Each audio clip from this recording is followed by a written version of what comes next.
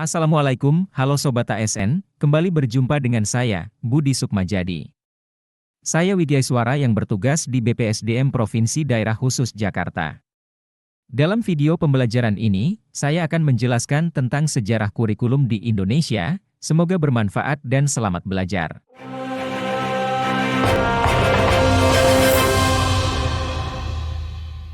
Pertama adalah kurikulum 1947. Kurikulum pertama sejak Indonesia merdeka. Perubahan arah pendidikan lebih bersifat politis, dari orientasi pendidikan Belanda ke kepentingan nasional. Saat itu mulai ditetapkan Pancasila sebagai asas pendidikan. Kurikulum ini juga disebut dengan Rencana Pelajaran 1947. Pendidikan yang diajarkan lebih menekankan pada pembentukan karakter manusia Indonesia merdeka, berdaulat, dan sejajar dengan bangsa lain di muka bumi ini. Fokus Rencana Pelajaran 1947 tidak menekankan pendidikan pikiran, melainkan hanya pendidikan watak, kesadaran bernegara dan bermasyarakat. Kedua adalah Kurikulum 1952.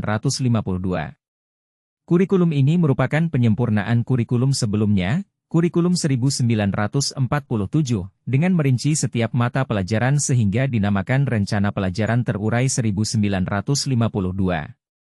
Kurikulum ini sudah mengarah pada suatu sistem pendidikan Indonesia, seperti setiap pelajaran dihubungkan dengan kehidupan sehari-hari. Ketiga adalah Kurikulum 1964. Kurikulum ini bercirikan bahwa pemerintah mempunyai keinginan agar rakyat mendapat pengetahuan akademik untuk pembekalan pada jenjang SD. Sehingga pembelajaran dipusatkan pada program Pancawardhana, yaitu pengembangan moral, kecerdasan, emosional atau artistik, keprigelan, keterampilan, dan jasmani. Keempat adalah Kurikulum 1975. Kurikulum ini menekankan pendidikan lebih efektif dan efisien. Kurikulum ini lahir karena pengaruh konsep di bidang manajemen MBO Management by Objective. Metode, materi, dan tujuan pengajaran dirinci dalam prosedur pengembangan sistem instruksional, PPSI, dikenal dengan istilah satuan pelajaran, yaitu rencana pelajaran setiap satuan bahasan. Kelima adalah Kurikulum 1984. Kurikulum 1984 mengusung pendekatan proses keahlian. Meski mengutamakan pendekatan proses, tapi faktor tujuan tetap penting. Kurikulum ini juga sering disebut dengan Kurikulum 1975 disempurnakan. Posisi siswa ditempatkan sebagai subjek belajar, yaitu dari mengamati sesuatu, mengelompokkan, mendiskusikan, hingga melaporkan. Model ini disebut cara belajar siswa aktif, CBSA. Keenam adalah Kurikulum 1994. Pada tahun 1994 pemerintah memperbarui kurikulum sebagai upaya memadukan kurikulum-kurikulum sebelumnya, terutama Kurikulum 1975 dan 1984. Namun, perpaduan antara tujuan dan proses nampaknya belum berhasil.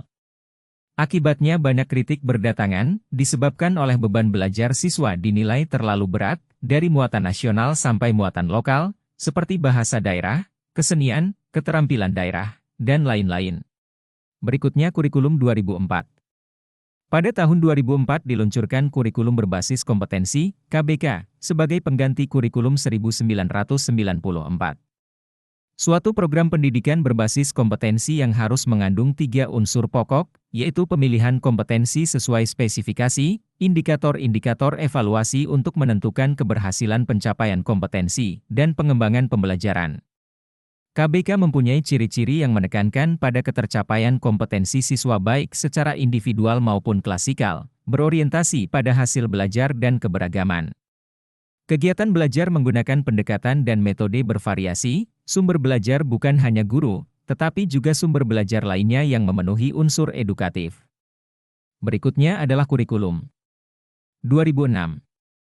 Kurikulum ini hampir mirip dengan Kurikulum 2004. Perbedaan menonjol terletak pada kewenangan dalam penyusunannya, yaitu mengacu pada jiwa dari desentralisasi sistem pendidikan Indonesia. Pada Kurikulum 2006, pemerintah pusat menetapkan standar kompetensi dan kompetensi dasar.